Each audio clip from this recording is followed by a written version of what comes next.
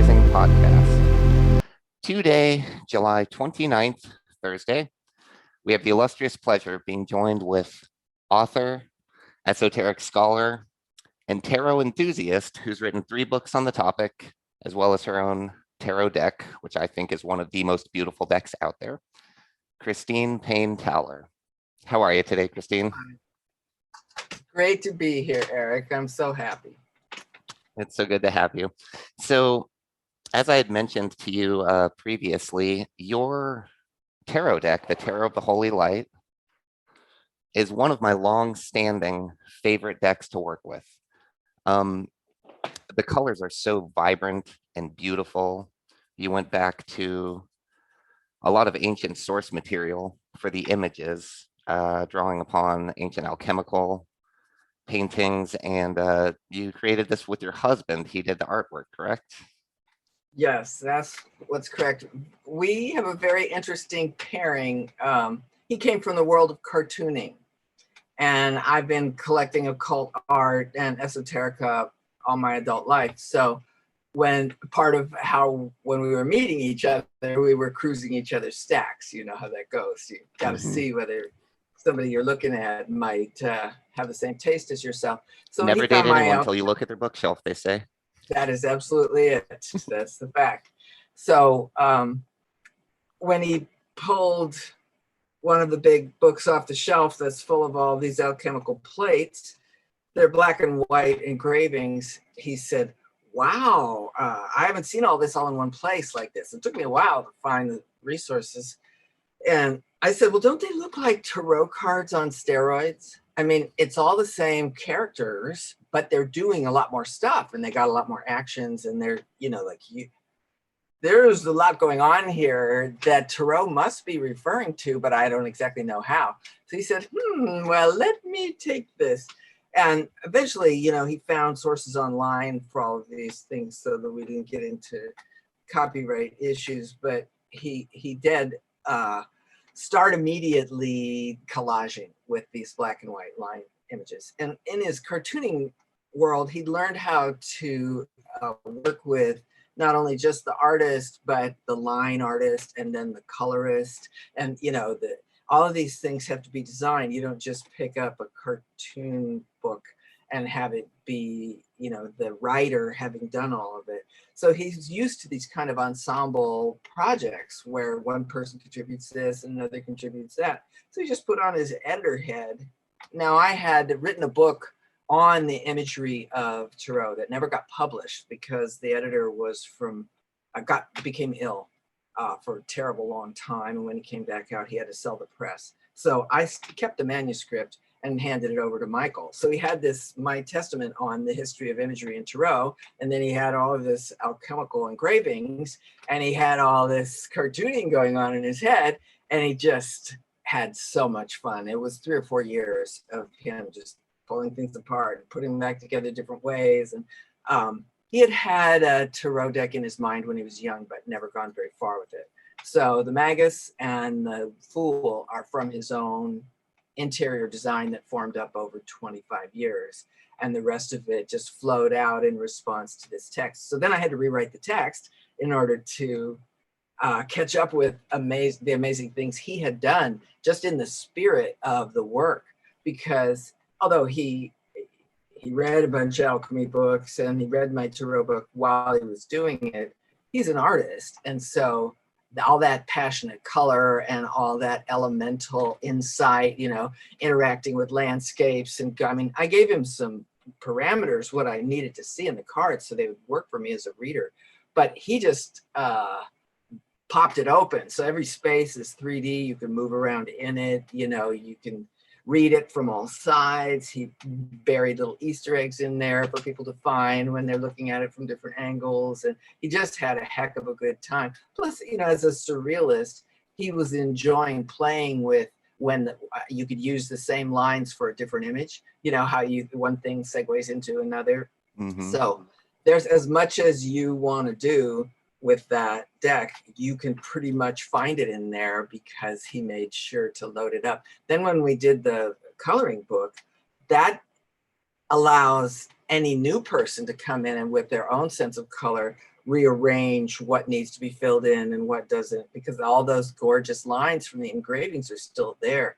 When he first made it, he blew it up really huge, and he made sure that everything came together so that when it was made into posters or whatever else, it would not fall apart when it was blown up. So for every card, there are 100 hours at least of just connecting everything and making all these different pieces one thing, so that you can go into it pretty much infinitely, and still it holds together and carries you along. So it's kind of a, you know, this is what you call a labor of love. It's like a giant lace work, where nobody has the time to do this unless they're really just so inspired. So it was great to watch him do it and to stand by. And I almost never had to correct him because his feeling of it was so strong. Even if he didn't know intellectually, his own sensibilities carried him into it. So I love that. I love that because you brought all of the meticulous research, that you've been studying for decades on tarot, on the symbolism, on the alchemy, on the Kabbalah, the astrology aspect, and he was the pure artistic intuitive, and also not a big ego. He didn't bring a big ego into it. The thing that most artists forget is that you have to accept limits in order to bring out the best of whatever you're doing. You can't just go in and say, whatever I do is the word of God. You have to say, what are my parameters? Where are the edges of this project? What is it not?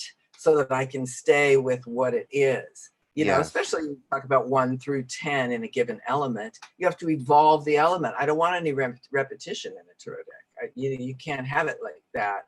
I mean, there could be repetition of visual symbols, but it has to arrange itself so that it tells its own story and isn't developing discontinuities or anachronisms. There's a chronology all inside the tarot because of the fact it's numerical first before it is anything else. The creativity to explore is kind of within limits, and to give the viewers here a quick visual. This is from your Foundations of Esoteric Traditions, Volume 2 of the Tarot of the Holy Light Companion. You have replete throughout this whole book are tons of beautiful illustrations and depictions, charts, diagrams. This is an image from Gichtel, and this was the terrestrial man, one of the illustrations in Jakob Boehm's work right there. And you mentioned the Fool card. Just to give a quick parallel here, there is the Fool card in your deck. And even from a quick glance of comparison, you can see there's a basic template he's working with there, but there's some astrological shuffling around on the body, so to speak. Because that Fool represents the regenerated man when all the chakras have come together. They pair off 2 by 2 by 2 with the one extra left. So that's after all the turbulence and travail and whatever that we go through to self-initiate. So Christine, can you take us back to the beginning of your love for tarot? I know that this struck you early, but it has been a lifelong endeavor of you exploring tarot, and you just went as far as anyone can really go with research and exploring it, and ultimately creating your own beautiful deck with it. How did you stumble across tarot initially? I was a freshman in college. It was Christmas 1970, I guess. And I was looking for Christmas presents in a used bookstore. And as I was checking out with the books that I had bought for people, there was a shelf behind the checker and this white box with black letters on it, T-A-R-O-T. Literally, as far as my vision was concerned, it lifted off the shelf and smote me in the eye. And then it went and sat down again. Just the letters, T-A-R-O-T, came right in. And the deal was, I didn't know this at the time, but I have a neurological condition where my 2 eyes don't come together. And they never had found themselves at that point. That didn't happen until I was 50. So that was one of the few occasions of binocular vision that I had up to that point. So only very, very seldom would my two eyes come together for anything. And when they did, obviously, it was really important to me. So when that happened, I said, well, what is that? I asked the guy, what is that? And he pulled it off the shelf. And it was this kind of jokey deck from a company called Score More. It was this very shorthand, black and white, sketched out little tarot deck. But I bought it because it was used. It was $5. I took it back to the dorm. And my closest friend, who was a junior at the time already, she said, well, I know what that is. I grew up in Topanga Canyon. There were tarot readers on every street corner downtown. I looked at the little leaflet and it said, throw the card, randomize the cards and throw them into these positions and then make up a reason why this card fell in this place. These were my first tarot instructions. Make up a reason why this card might have fallen in this place. And that's knowing nothing about what the cards are supposed to represent at this point. Well, I mean, it was this jokey little deck. You could read up on the leaflet what each card was supposed to represent, but your job as the reader is to connect the card, the position, and the person. And that's what I read from that. And see, my parents are psychologists. So immediately I realized, oh, I see what we're doing here.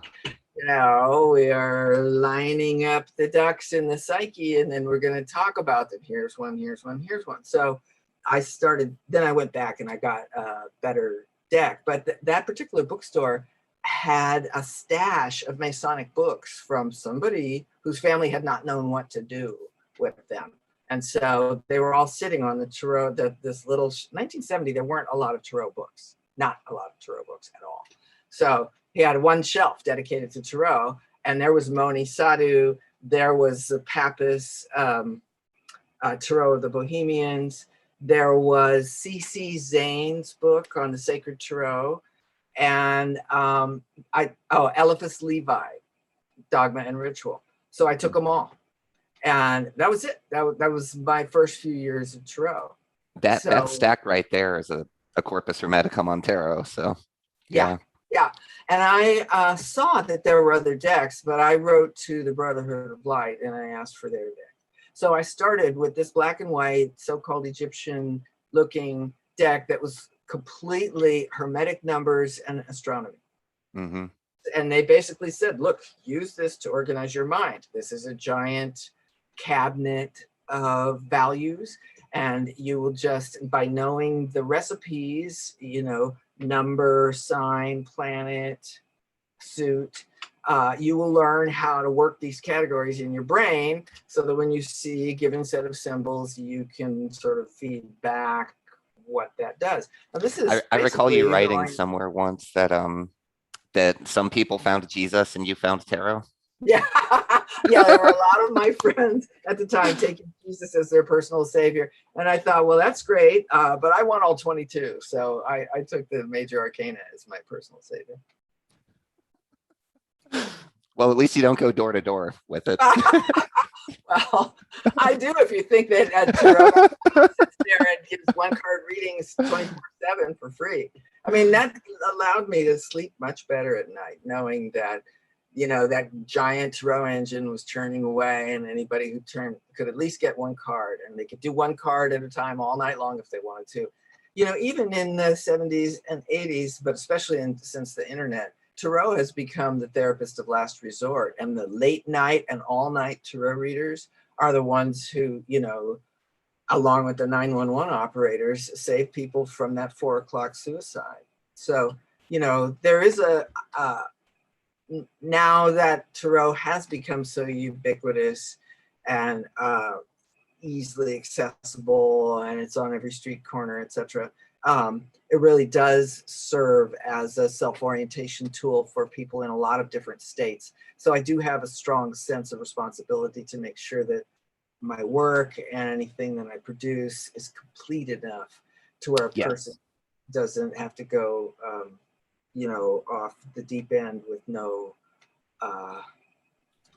life preserver.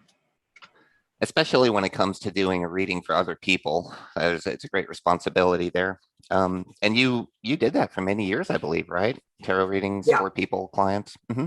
Tarot readings and astrology readings. And also I was trained in psychic reading, direct energy reading, quite early on, and that nearly swept me away all by itself because there's such a huge charisma or psycho-emotional, psycho-egoic complex of energies around that, and it's a very possessive profession. I mean, because I grew up in the Bay Area, all this stuff was going on in the 60s and 70s down there. So I came to Oregon in 1970 and was shocked at the aboriginal condition of the population, where they didn't have astrologers, didn't have tarot readers, didn't have anything like it. Because I had, somebody had read for my mother when I was 12 or 13 and picked me out, reached right through my mom and said, bring your daughter over here.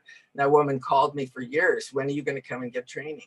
It was not a mystery when I was coming up, but it was a mystery everywhere I went afterwards, because of just, I was heading for where it was green, and that basically means out to the country, and that means going back in time, compared to the big cities.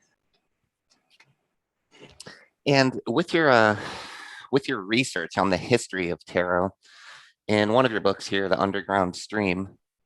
Oh yeah. First book came out at the same time as the tarot.com, and has suffered a terrible number of setbacks as it was coming out. But I knew I just had to set my stake in 1999, so I let it go in the shape it was in. We're about to finish. The 25th anniversary edition will come out in a couple of years, and it will be how I first envisioned it, only better, because now we have the receipts. Many, many things that I asserted at the time had to be true have now been discovered and brought, come back around since 2000s, since they started being academic programs on Western esotericism and gnosis.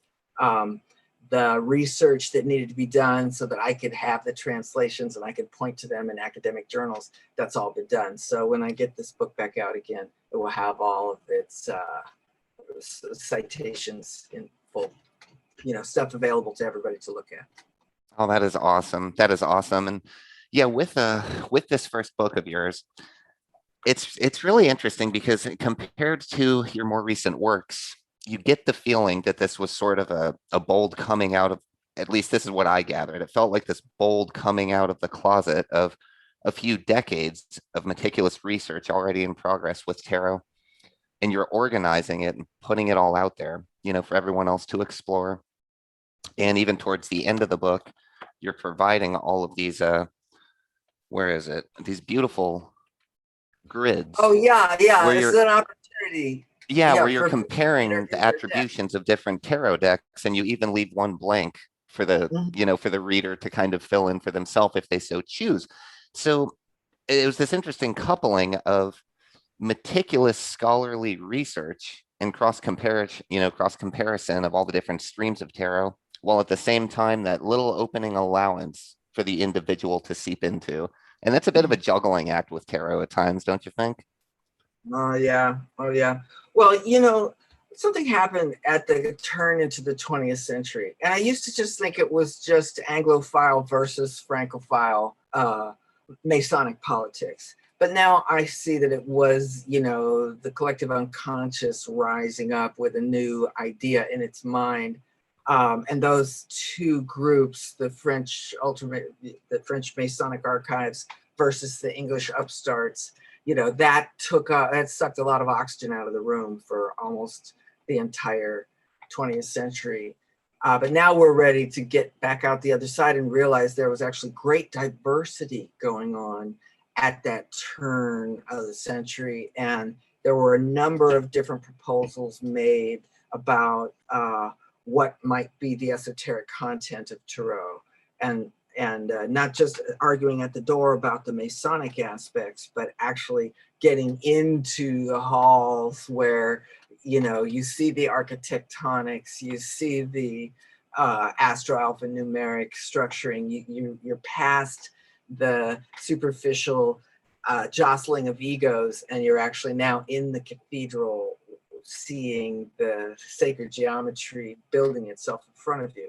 So that's where we've spent the whole 20th century arguing about whether one or another version is right, when really it's all about versions, plural, and they go in multiple directions. If what I'm saying is reality based, which at this point I think it is, every sacred alphabet, since they're all related at the very roots to this astro-alphanumeric production of 22, which I now say are ephemeris widgets from the Babylonian ephemerises. So they're Semitically based ephemeris widgets that become the Hebrew letters and the Islamic letters and the, all the alphabets. Anything you call it an alphabet, that's a symbol set smaller than 30 that holds all the sounds of speech. So alphabets are phonetic. That's why they can travel from one language to another, because they represent sounds. They aren't pictograms. They aren't syllables. They're smaller than that. So the most condensed elements of common language. And then back behind that, you have the esoteric bodies of symbolism, numbers, letters, and you know, the symbols like the suit symbols or the planet symbols, that the graphic glyphs that stand for these astro-numeric realities. But they started as numbers.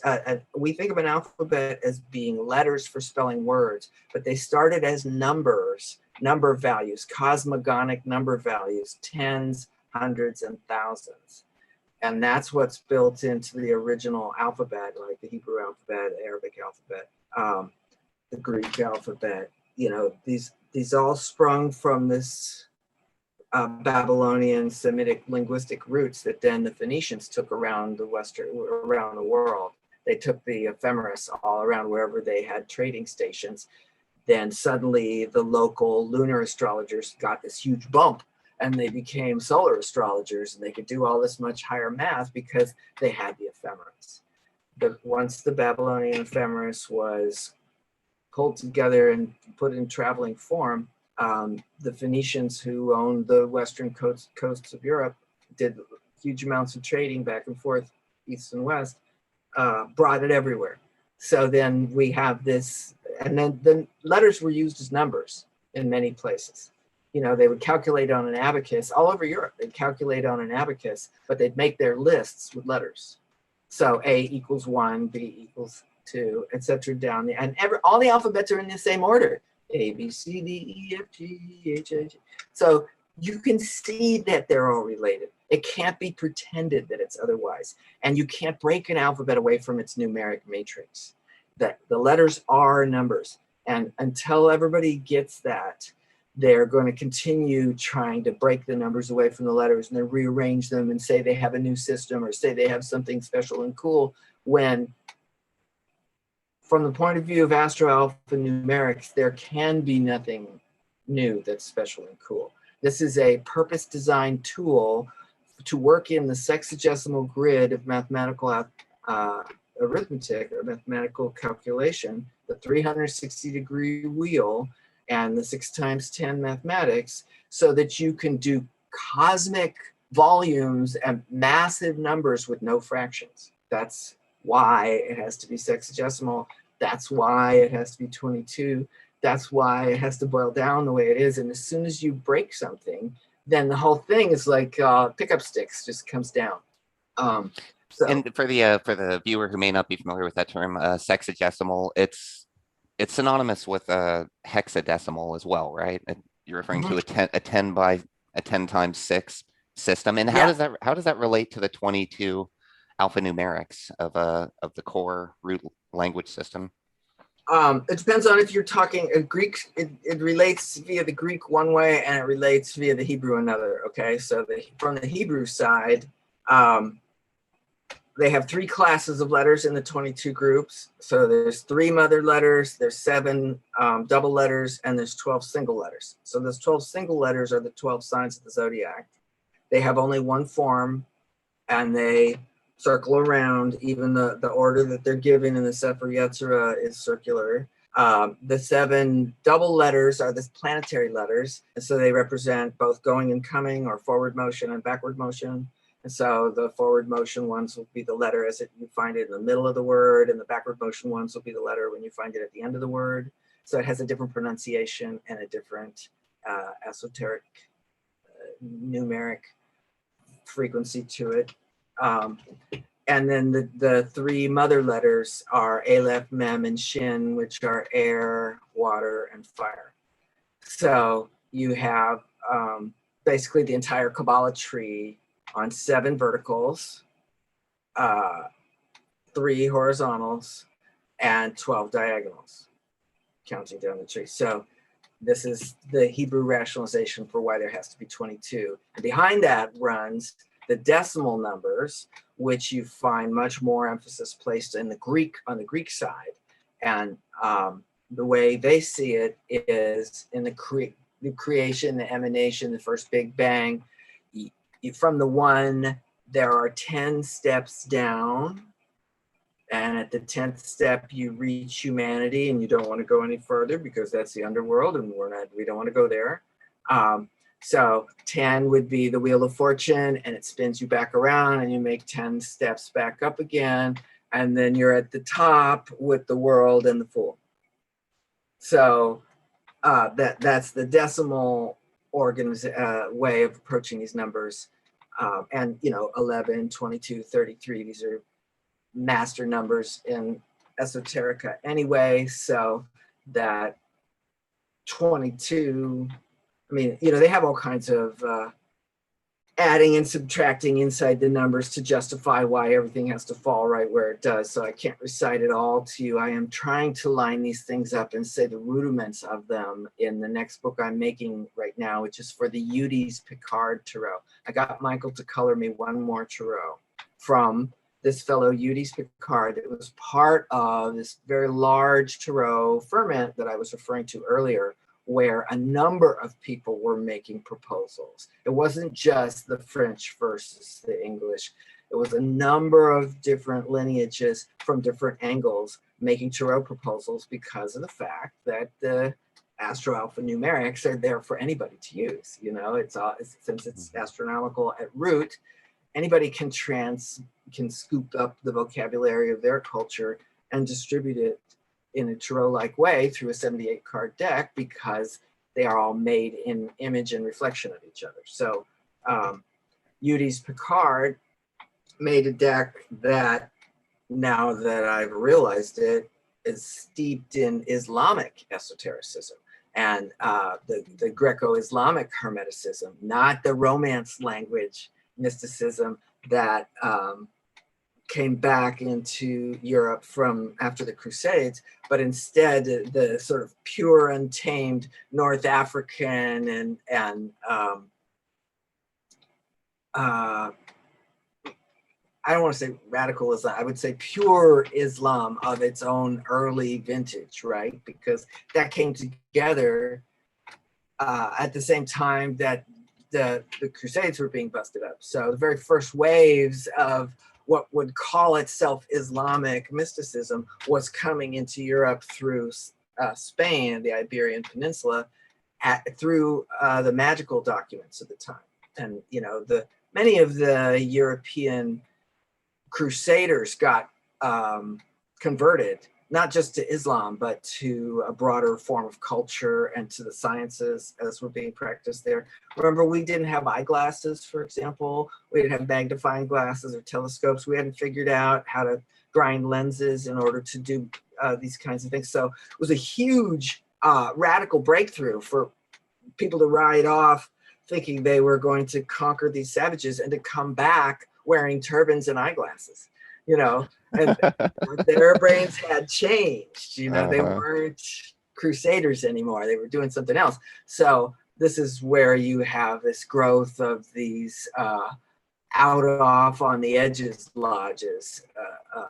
And especially then the Templars were then crushed after being so helpful during the Crusades. They had to be, pilloried and made the enemies so that all that money that they had could be absorbed by the king and the Pope. So after that, then, everybody in Europe was on notice.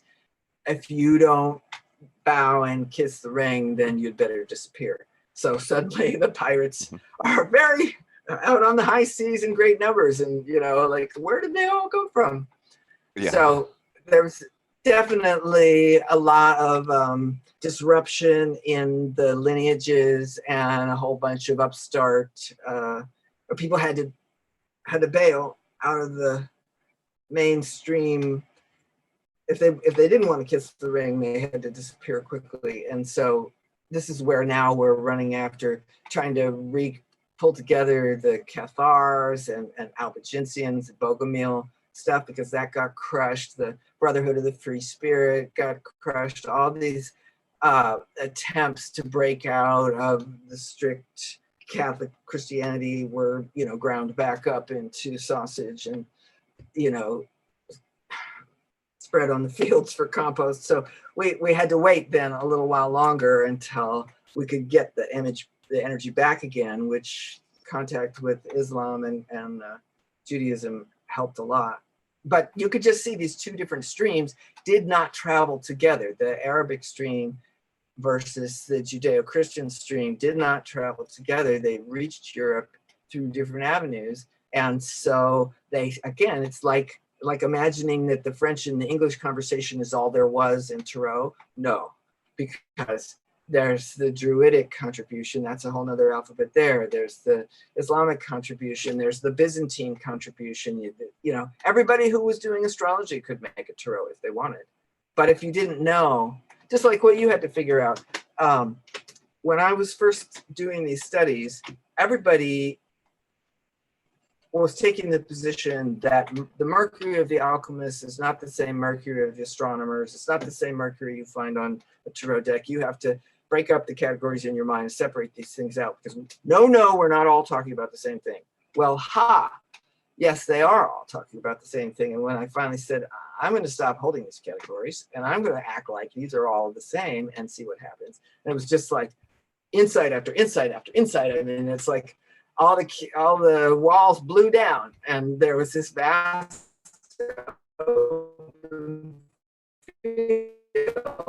in which everything was related to everything. And then I could really feel, like, okay, now we're not being played by the party politics of all these different in-crowd groups who want you to believe that they're the only ones who have it. Yes, and that's beautiful. Your description there brings me back to what you said just a little bit ago about the break off during the expansion in the 20th century with the the continental tarot, the French versus English thing. But it seems to me at the beginning of the 20th century, it seems like when the Golden Dawn people and when the Rosicrucians made it to America is kind of where that split occurred. We have these American Rosicrucians, Benjamin Albert, C.C. Zane, and Paul Foster Case and Crowley from the Golden Dawn, as well as Arthur Edward Waite. There's all these people that kind of, like you were saying, started getting a little, giving some creative license to how they're doing the decks. And that's where there's a clear demarcation line historically of, okay, well, what is accurate historical tarot versus what are new modern inventions? But like you said, now quite a bit into the 21st century, we have the purview to look back at the 20th century and sort of assess, okay, all of this creativity and creative license just happens to be paralleling the political paradigm that the 20th century was going through with postmodernism. And here we are now reaping the fruits of postmodernism politically, and it's getting a little tricky to handle, of course. So we find ourselves on a new, I guess, mountaintop to look back on it of maybe meta-modernism, of trying to put all the pieces back together and take the benefits of where the sojourn was exploring and adding it to the tradition, just as the tradition was always building upon itself over the last 2,000 years. When we think about the earliest semblances of Astro-alphanumerics with from the Babylonians to the Egyptians and Persians and all of this, we didn't have a tarot deck back then. We didn't have a Kabbalistic tree of life back then, but all of these depictions that accompany the image sorting of it all in our mind, these are all added throughout time. And in this way, I feel very hopeful about not only our ability in the internet age to have access to knowledge now, to research the ancient past and all the lineages and everything, but as well to hopefully distill and even congeal a bit more coherence into it as we go forward. And I would hope so. If it's yeah, based in astrology, then it's mathematically coherent to begin with. It's when we depart from the actual workings that have, when we depart from staying connected to the solar system and confining ourselves like a proper artist, you confine yourself within the project, you don't just free associate in there.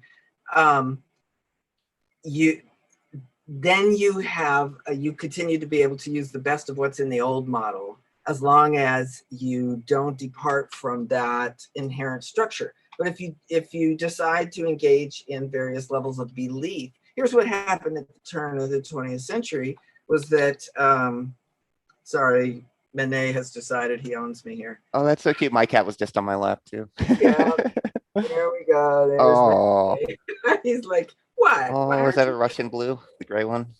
I guess Lovely. he's a stray. He gave himself to us, so he is what he is. But at the turn of the 20th century, it was decided that we want something new and novel. And we, the English, are going to provide it.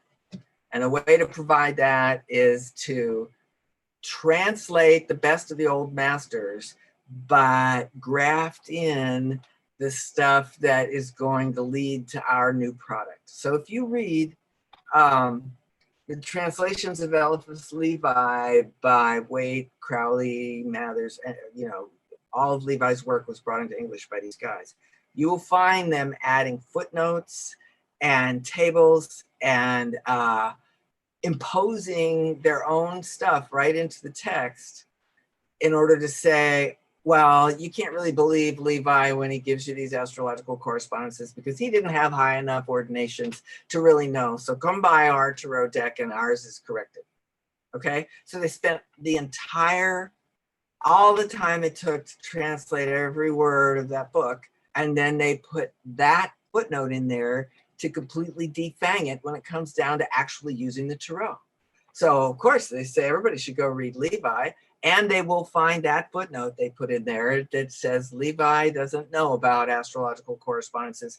Look at our deck to be sure, because he, of course, is probably just an old fool. Now, if you look into the history of the orders, Levi was at the head of the Council of Three, which is above the Council of Seven in the historical orders of his time. I mean, he was one of the grizzled old men on the mountain, who had devoted his life to this kind of stuff. And he was obviously aware of the Arabic Hermeticism as well as the Judaic Hermeticism, because he gives it away in his explication of the number 2, because he says 2 is about love. It's not about clashing opposites. That's Arabic. The West looks at the stream dividing around the island, but Islam looks at the stream converging on the other side of the island. So we can argue all we want, but it's the same stream and it's the same island. So you're going to emphasize the separation, or are you going to emphasize the coming together? That's right. That reminds me of the polarity, perhaps, of a full moon, which is the moon opposition sun. There's a lot of ways to interpret the full moon. Of course, you could look at it as ominous. You could also look at it as the sun and the moon switching roles, which is a beautiful counterplay, because from our perspective, the sun is in darkness and the moon is in full light, so yeah. And I would also say the nature of an opposition is to differentiate. So things are at their highest differentiation, but it's always in terms of the relationship between them. So they're circling the same fulcrum. They're representing the far left and the far right, which you can either look at them as opposites, or that you can look at them as the banks of the same river. And here again, this is more, I prefer the attitude that sees the complements rather than the contrasts. But I'm like you, very Venusian, sun in Libra, moon in Taurus, Pisces rising, you know, where Venus is exalted. So I also just like, it's fine. Everybody can have all the opposition and trouble that they want, but I'm going to go where Venus will be more comfortable because that's where I'll be more comfortable. But anyway, I was that's the creativity of number 3. Yep. Yep. That's right. And we break the binary and we stop being hung up on right, wrong, yes, no, love it, hate it, win, lose, you know, just all those, because that's the drama of the missing middle. And that's a psychological stuck state. And even in Pythagorean numerology, they didn't teach 2 as a number. They taught 1 is the monad, which means it's the all, and that makes it the very biggest thing, not the smallest thing, but the biggest thing. Number 2 is like the active cell division. It's a verb. It represents the act of the one becoming users. They just make the pie slices smaller. You don't add anything because you get to bigger numbers. What you do is subtract size in your pockets. It's always inside the monad. So here again, this is the flipped model. In the West, we see numbers as additive, but in antiquity, they were not additive at all. They were divisors of the monad. And the bigger the number, the smaller the pie.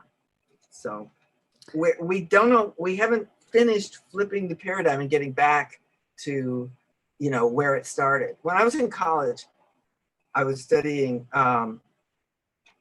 mysticism and parapsychology was the name of the degree. But for all of us, they ran us through this thing about how to study, how to learn. And one of the things that they really drilled into us is don't pretend that you know what the terms of the art mean. Your job is to go back, find out who invented those words, find out what they meant when they said them, find out what the words are made of in terms of word parts and the syllables inside of it and the history of those syllables. And then when you come forward, pay attention to the order in which new ideas get added to that word. Because by the time you get to present time, you're going to say a word and the people around you are only going to have resonance with the modern usage of it. But when you get into magic and theology and esotericism, these things are precise. These things have been argued for thousands of years. You don't throw vocabulary around in a silly fashion. You don't even start a discussion if you haven't all determined that you're using the words in the same way. And I just had never thought like that before. And it's helped me so much through the years because I'm one of those people, when I say something, I sound like I'm a didactic individual, I guess. I don't speak with that question mark at the end of my voice. And so I sound like I think I know what I'm talking about.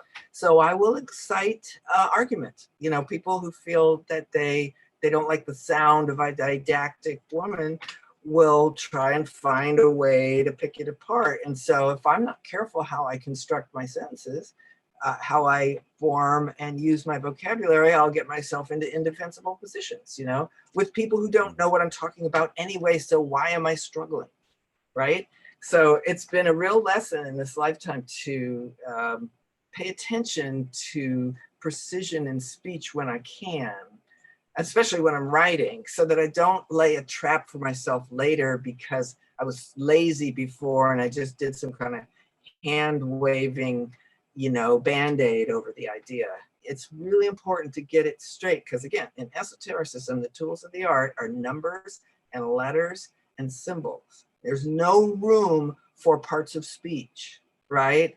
They are what they are. They're not negotiable. You work with them. They don't work with you. You know what I'm saying? They're of the macro order. We're of the micro order. And see, this is the spirit of the 20th century that interrupted the more hermetic or more formal transmission of tarot, where how it was understood to be an esoteric calculator before. And I'm not arguing that it was used as a game out in the world. Okay, I'm not trying to say it was never a game. Of course it was a game. But for anybody who knows what they're looking at or had a prepared mind, the tarot is a lot more than just a game. So I'm speaking to those people who had eyes to see. Okay, so in the 20th century, at the turn of the 20th century, when it was clear that this transmission from antiquity was breaking apart. And this creative urge wanted to come out. This was also at the same time of Jung, and he's wrestling psychology away from Freud and Adler, and going in a new direction with it. And so this whole subjective universe woke up. Mercurius came up from the subconscious and spoke and said, I'm going to take a hold of these things and do with them whatever I want.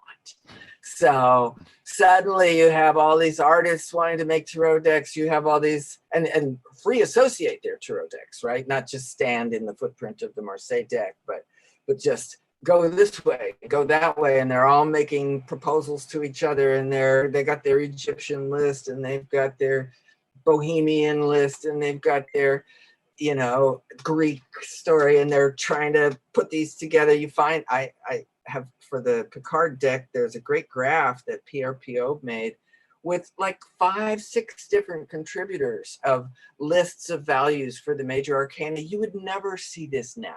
You would never see somebody 5-6 different tarot creators contributing to a shared model. Everybody's got their own model. They don't want to be bound by each other's proposal, and so you couldn't even put everybody on the same chart. You can see from my charts how many people I had to exclude. I finally made a decision that I was only going to include decks that had made a mature and complete presentation of the whole alphabet and how the tarot took those Astro-alphanumeric values into usage. So I was emulating Moni Sadhu or CC Zane. So those were all on the particular chart I'm known for, is this comparison of all the different formally structured tarots I could find from 1970 to 1990. And at that point that I made the deck, I think I made the chart in 85 or so, but by the time I got to the underground stream, 1999, I had looked at everything, and I really had. But was not fashionable. It was not fashionable to do it that way, And I love also how in your writings, in your companion books to the deck, you go very, very much into detail on a lot of the work of Jakob Boehm, or Jakob Burme, however you pronounce that. Burma, yeah, Burma. Burma, and so Burma, as far as we know, I believe, please correct me, as far as we know, he didn't have any particular affiliation with tarot per se. No, however, it was the Kabbalistic astro-alchemy that you were incorporating into lots of the symbology. Well, he Burma wasn't a really prodigy of his time. He was just born in the right place at the right time for all these different vectors to converge around him, and his interest was such that he couldn't stay away from it. And even when he was young, he had attracted the attention of the local Kabbalists, the local Masons, the astrologers around, and they were working with, they were all talking together about this synthesis.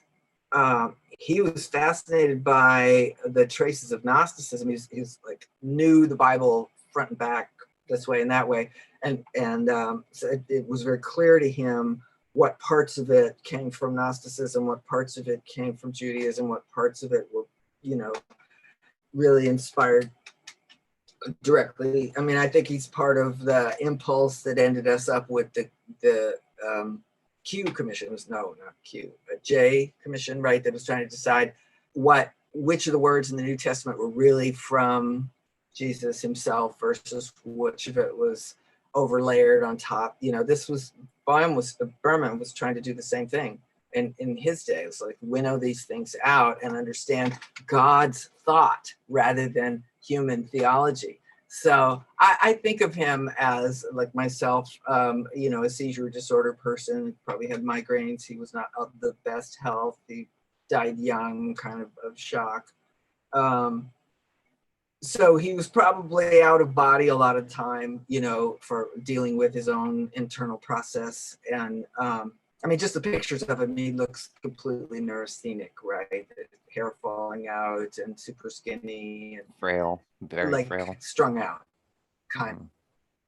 Yeah, it was a specific body type that I think we've all seen, where you go, oh honey, let me just somebody should feed you a little bit and you should have some Oh yes. rest. Well, And same with you could Tesla. have been When you look allowed at to. when you look at images of Nikola Tesla as an old man, he looks like death incarnate. Yeah, Yeah. because yeah. So this is what I was thinking with him, is that he was having such powerful, spontaneous, mystical experiences, however that was happening, um, that he could see where these different things came together. So when he was teaching Kabbalah, he was also teaching alchemy, and he was also teaching astronomy, and he would teach with compass and protractor in hand and that big tablet in front of him. So his friends, I mean, his students all had to be able to work at this high level just to keep up with him.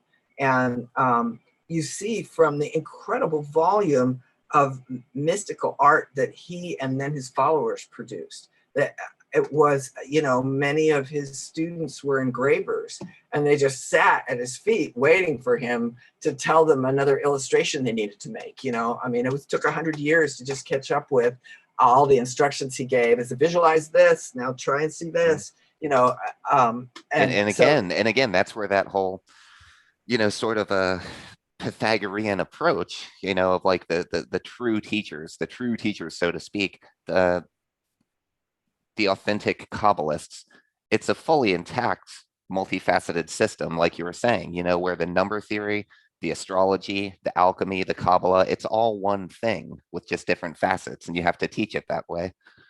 that's right. That's right. Because it's all cosmology. It's all different aspects of cosmology, or astronomy rationalized by theology.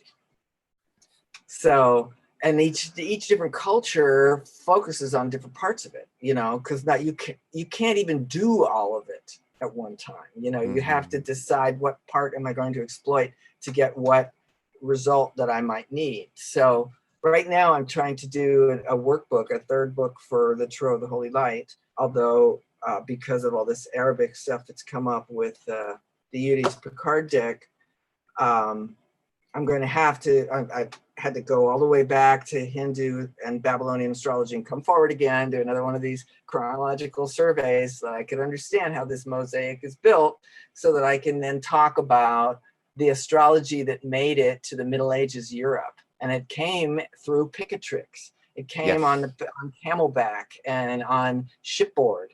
So I'm trying to, because astrology is a computer, I mean, a tarot is a computer, as an astrological computer that you can do without knowing all the math. So I want to explicate that,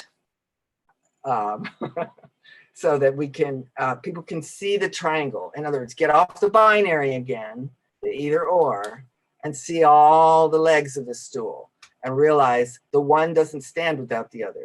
So you can't break it and take one piece of the model and then say, see, this is my invention. No, you have to come back to the model and work within it in order for it to do the thing it was invented to do. And it does that job very nicely, or would never have been able to do all that writing for Tarot.com. I mean, that's what I proved to myself, breaking it all apart and then telling the engineers how to create a program that works like my mind. And everybody else loved it and ran in and copied it. And now everybody's doing it, and everybody thinks it's easy, but it's not. And I had to, demonstrate what it looks like before people could take it on, because people just didn't believe it was possible before. And it wouldn't have been possible if Tarot was random, because Yes. it would have fallen apart somewhere along the line by driving it that hard. If you don't have an intact system and you put the pedal to the metal, you'll break it. Oh yeah. And if you have multiple people working with the deck and, practicing with it, it's only a matter of time until all of those beta testers or test pilots, so to speak, are going to poke holes in it and, point out the cracks and all this kind of stuff. Regarding astrology, it took me probably about 4 years of working with tarot and learning astrology. Astrology is one of the hardest to learn simply because it gets so complicated. It really is the golden science. I think I'll still be studying it as a student for decades to come, perhaps. Yeah, But right. it took me, I want to say, about 4 years in, to studying the basics of astrology. something finally clicked in my mind where I realized that this modern tendency we have of psychologizing everything is completely missing the mark of where the sacred science is actually trying to point us and teach us. Because yes, there is a human personality equivalent aspect of astrological influence, but that's only as it manifests through us psychologically. And then trying to put yourself in the shoes of the ancient um, astronomers, we have to accept also that these were pre-psychology people. It wasn't just that what they had in the form of psychology was a mythology per se, but it was an entirely different cosmos that they were perceiving from. So, what are your feelings on the psychologizing of astrology, especially as it became popular in the 20th century? Personality type. It's like, no, it's much more than that. Well, it's more. It's very interesting. I have learned a lot from this historical survey because you see in Hindu astrology that they are not trying to psychologize. They're deliberately not feeding into the psychology. They are saying, look, when these things line up in this way, these are the influences. Now, you, if you are smart, will work with these influences and not try and fight them, because otherwise they're going to grind you up to dust. So what Eastern astrology is very much oriented towards staying within your karma, staying within your chart, staying within the destiny that you brought with you, and don't break the pattern and don't do anything radical. This would kind of align with their caste system as well, I suppose. Yeah, although I think that's probably a derivative of just human interest, taking hold as it has all around the world. But you see the same attitude in a lot of Hindu astrology of, don't be projecting yourself into this. We're trying to understand the quality of the moment. There are 5, 6, 7 layers to analyzing just the quality of the moment. Once you get that figured out, then you know what you're working with, and that should satisfy you.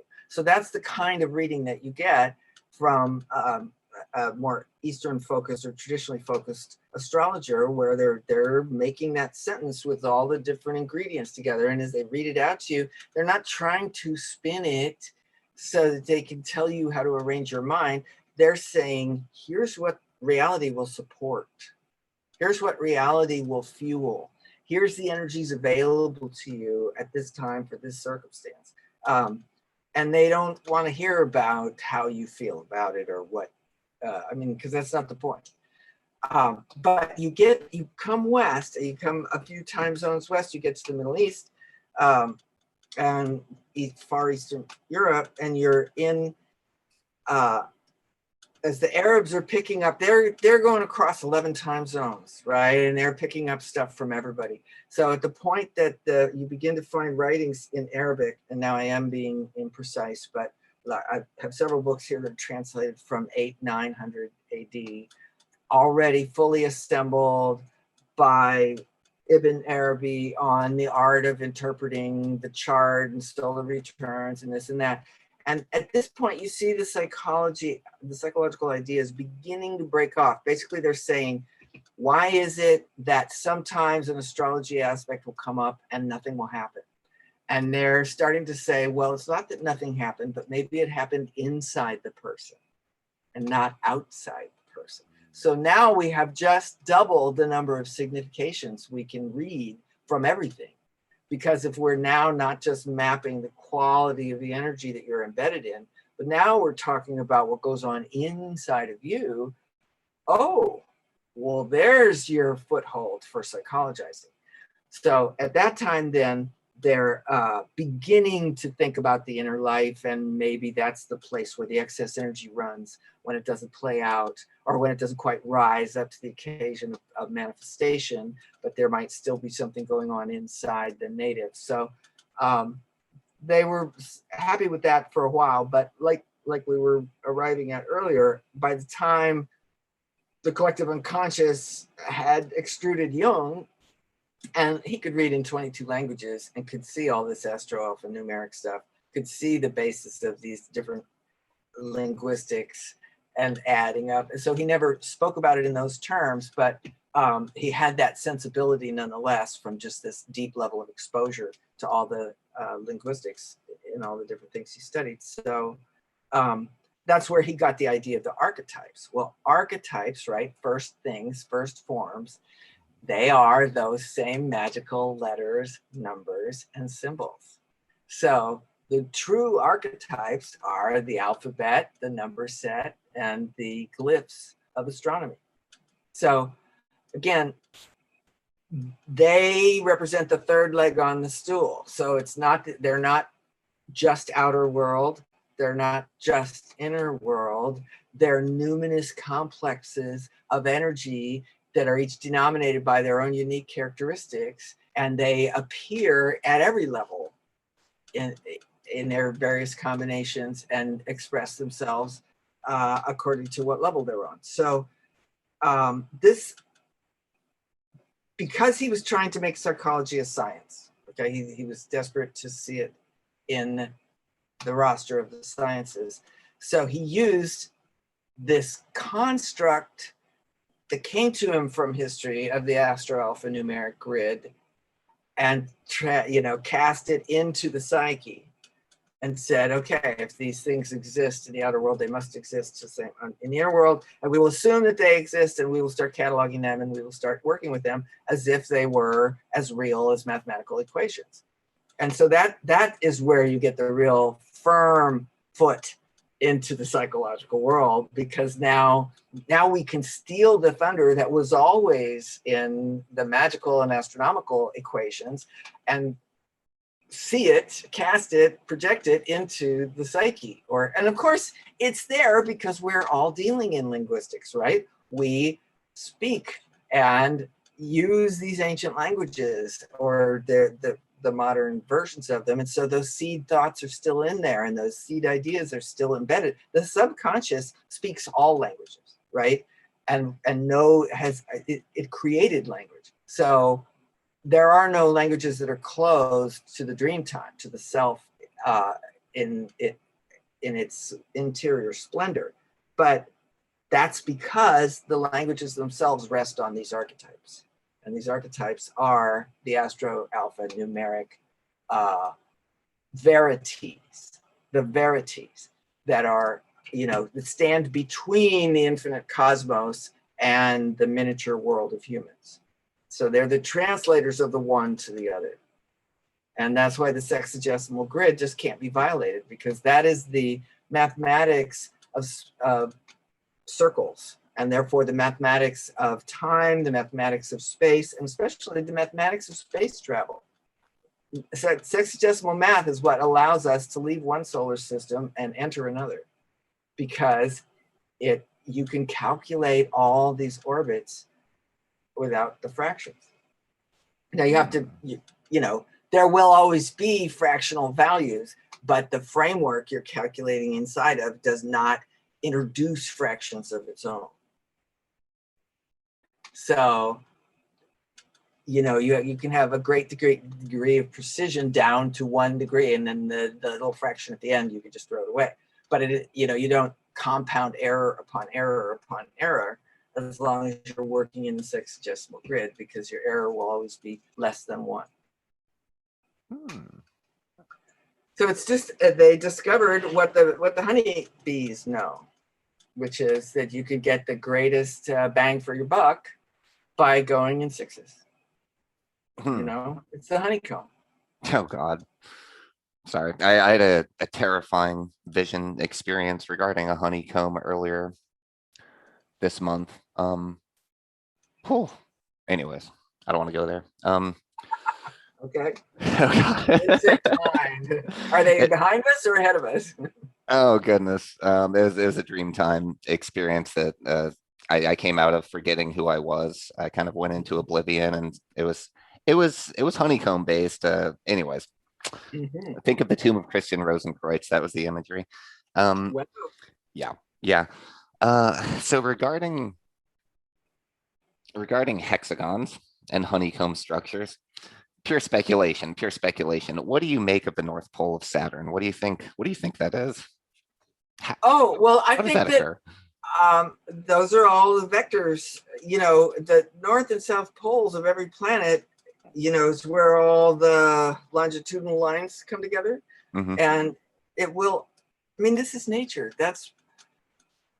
It's most efficient to structure things this way. I mean, just imagine if you had a circulating planet, and we're learning how loose things can be on a planet, right? Your crust might slip around, the core isn't necessarily uniform, the gravity bumps. I mean, it can throw itself off as easily as it can find a center. So I think that the actual dynamic of circling in circles regulates all the planets. They have found, okay, the reason why the ancients have tied the proportions of light, on the color spectrum with the sounds on the sound spectrum and with the different substances of matter, and all the magical correspondences is because on the way from, as energies trickle down from whatever's the Big Bang or whatever's the epicenter of the epicenter, it expresses first most subtly as light, and then next as vibration, and as sound, as color, these different colors up there with light. But anyway, these different densifications of the same mathematics, of the same model, just shifting down the frequency spectrum. And eventually you get to physical matter. So cymatics, okay? Yep. Planets are cymatic constructions. And in solar system works just like an atom. You can only have planets in those resonant bands in between the chaotic bands, after which there's another stable band again, and then there's another chaotic band. And so it's just like going up and down the sound spectrum, disorganized, organized, disorganized, organized, as you come from one note to the next, once you establish your root note. So the root note would be the sun. So the planets will stack around the sun based on the tone that sun is ringing. And all the others have to take proportional positions in the bands that will support stability enough to hold a planet together as opposed to breaking it apart. So this is why you're going to see that sexagesimal image in the North Pole of Saturn, and you're going to see it in all the poles, because it's all a sexagesimal structure. Otherwise, it wouldn't hold together at all. It's all governed by sound and resonance. And the sound and the resonance is all harmonics of each other. If there's a planet that tries to come in on an orbit that can't attune with the others, it'll break apart, or else it'll start breaking the others. It has to be in harmony with the sun that it's rotating around. That means it has to find its mathematical level with the others, and it's all sexagesimal. All circular and cyclical motion. It's best measured sexagesimally. And then whatever. Well, I mean, on top of that, you'll find your fractions, or you'll find your smaller and smaller increments. This is how did we manage to step down the solar cycle and the lunar cycle down to comparing it to the day, and then breaking the day into miniature sections that are fractal. I mean, it's a fractal universe.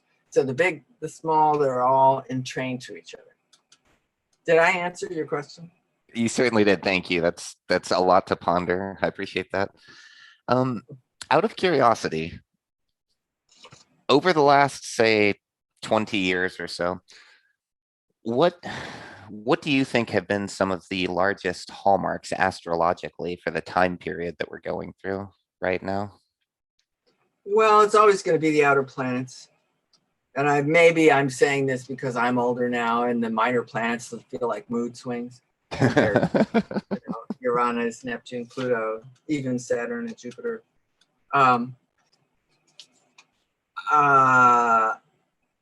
I have if I'm trying to get a corporate idea of this, I think that the whole solar system is representing an event that's actually coming from the galactic core.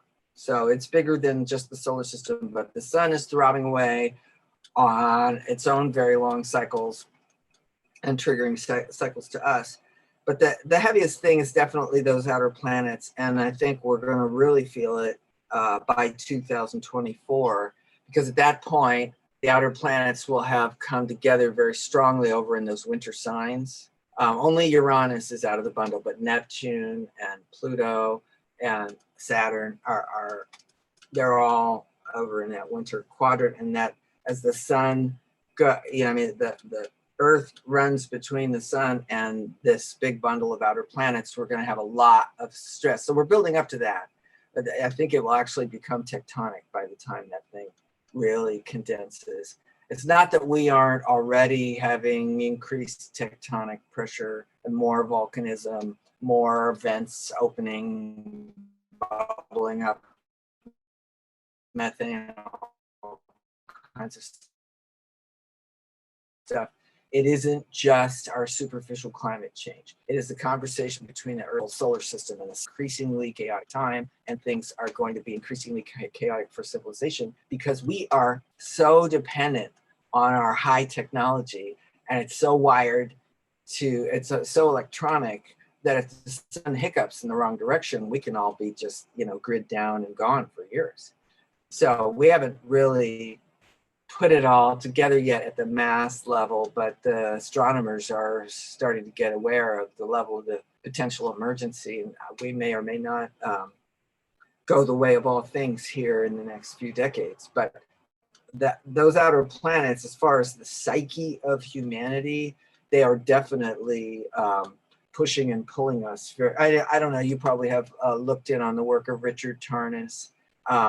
He has... Yes. I've read his book on Uranus about how it should be called Prometheus. Prometheus, yeah. I haven't followed much of his other work though. Well, he's just been a wonderful spokesperson for this larger view and trying to, again, part of the psychologizing of the cosmos or whatever. I can't always listen to him for long periods of time, but he's a good exemplar of the attempt that we are trying to make to broaden our thinking and see ourselves in larger cycles of time, which I think the Masons and Rosicrucians used to do for us. And these older multi-century organisms, cultural organisms, used to at least hold our memory for us. And the problem now is our search for novelty is so intense that we don't even bother to learn what is before we start free associating what we want, what could be, or what we imagine should be. So we are, zapping around trying to put things together without knowing what the original order, what the natural order is, or without bowing to that. I think, again, you have to become conversant with reality before you can assume that you can build on that. If you're not conversant with reality, it's just castles in sand, right? As soon as the tide comes up, it'll take it away. So it's cymatics again. If you are not in harmony with the larger wave, then the wave will come and get you. It wins. So that's our job, really, is to become more pliant, more submissive, better learners, less trying to shout at the tide and tell it what to do, a little more humble in response to what's actually happening, because especially in the political world or sociocultural world, you could say, we are at a place right now where we think if you stand up and say it loud enough and long enough, that's what makes it true. And I'm sorry, homie, don't play that. In the cosmos, nobody cares what your personal opinion is. You work with what's real, or you be consumed by what's real. It's your choice.